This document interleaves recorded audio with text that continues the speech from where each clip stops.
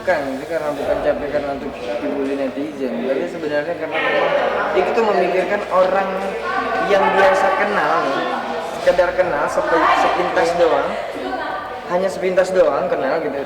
Dia peduli dengan Iki gitu. Padahal Iki tuh nggak apa-apa, Iki juga nggak masalah mereka ngomong apa, yang penting jangan senggol kedua orang tua aku, jangan senggol aku dengan fisik. Ya pasti aku ngelawan gitu kalau aku bisa ngelawan. Sok terserah mereka. Mungkin kalau memang aku yang salah, aku minta maaf, saya minta ampun sama Allah. Ketika mereka salah, dan aku minta ampun juga sama Allah, ya Allah ampunin dosa-dosa mereka kalau memang itu jadi dari kesalahan mereka. Udah gitu aja sih kalau gitu mah. Itu yang terserah mau mereka mau ngapain aja. Yang penting mungkin itu salah satu, mungkin Allah kasih apa ya, karena memang banyak dosa Iki, itu salah satu untuk menggugurkan dosa juga katanya gitu. Udah yang sabar aja, yang penting ikhlas.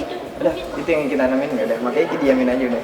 Allah yang Edo tangisin kemarin itu karena memang mikirkan, aduh gimana ya kalau orang tua ngeliat kita seperti ini, yang mungkin anaknya dibully, mungkin anaknya dapat pandangan yang kurang baik gitu sama apa namanya netizen yang seperti itu bentuknya gitu.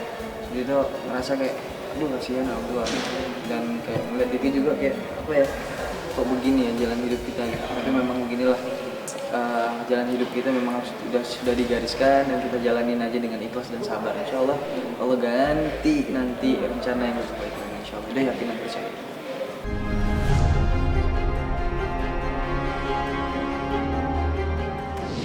Jujur sih kalau untuk Iki sendiri sih, kalau untuk menangisin untuk hal itu enggak ya. Tapi kalau untuk nangisin orang-orang yang terdekat karena peduli dengan keadaan Iki sekarang, itu yang Iki tangisin gitu.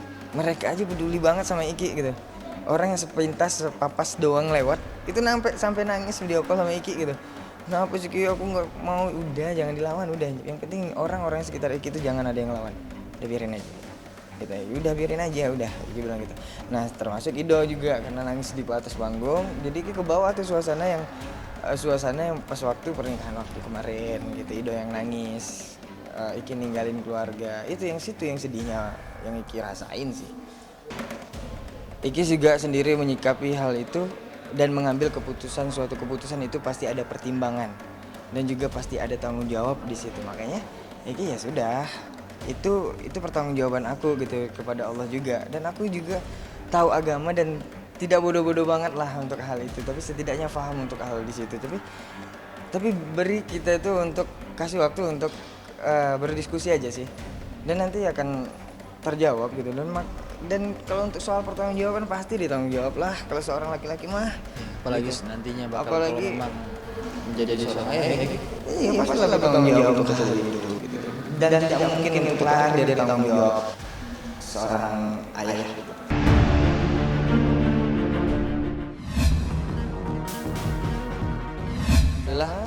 Alhamdulillah juga bersyukur sama Allah SWT, kita di Jakarta sudah dititipkan kepada orang-orang yang baik, terkhusus dengan adanya Mama Iis, Mami Lia ya, banyaklah orang-orang yang support. Hanya permasalahan ini aja sih, banyak banget Mama Isda pasti setiap langkah kita baik, buruk, senang, susahnya itu pasti kita ngobrol sama Mama Isda.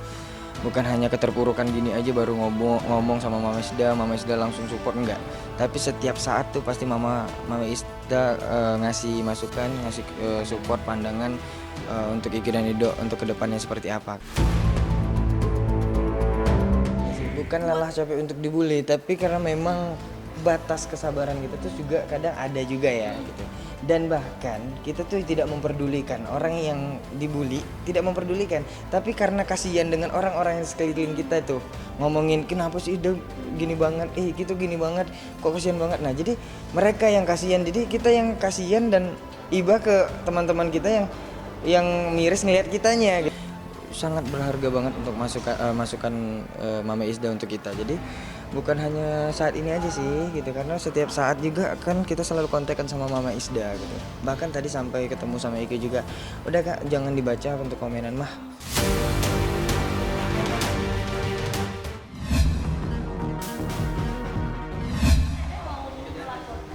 Enggak.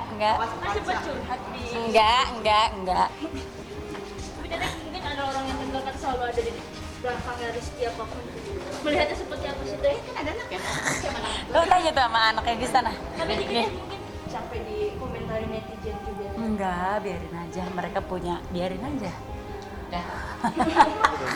Jadi Mama Isda itu ya mungkin salah satu tindakan yang Mama Isda akan ambil nanti, salah satunya yaitu akan menyaring beberapa komen-komen yang memang tak pantas untuk diasumsi untuk Mama Isda gitu, dan itu sangat merugikan Mama Isda. Ya wajar mungkin Mama harus tindak lanjutin. Itu mungkin salah satu Membuat efek jerah juga untuk teman-teman yang mungkin ketika menggunakan sosial media dan berkomentar itu sesuka hati, seenak hati gitu. Ya mungkin yang mengandung unsur-unsur yang kayak memaki, mencaci, ya, menggunakan fisik itu mungkin nanti akan disaring, ada mungkin timnya Mama Isda yang akan mensaring itu. Jadi memang karena harus dilakukan itu karena untuk menimbulkan efek jerah juga mungkin sama teman-teman yang mungkin yang berkomentar yang kurang baik, gitu aja sih. Boleh sih berkomentar menurut Ido, tapi jangan menggunakanlah bahasa dan kata yang agak sedikit baik gitu, cara penyampaian yang baik.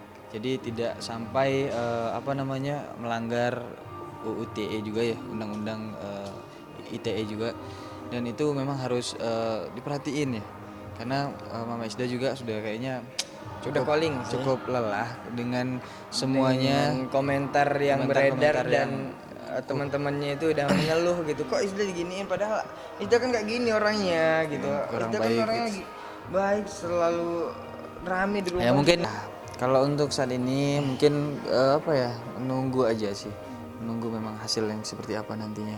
Kalau dibilang sangat merugikan, ya tentu sangat merugikan. Ini kan kredibilitas, memang kredibilitas kita ya Ki.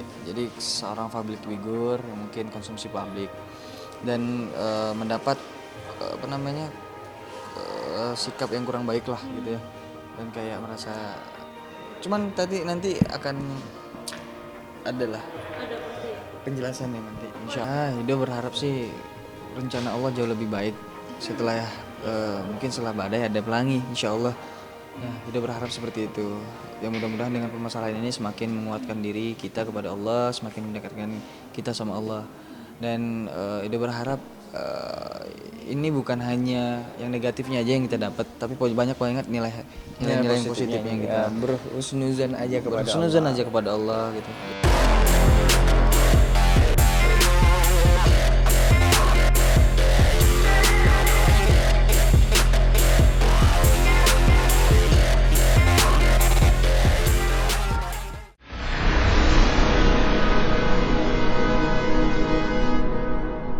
Jadi jangan lupa untuk subscribe Cumi Cumi. Ditekan ya tombol lonceng merahnya.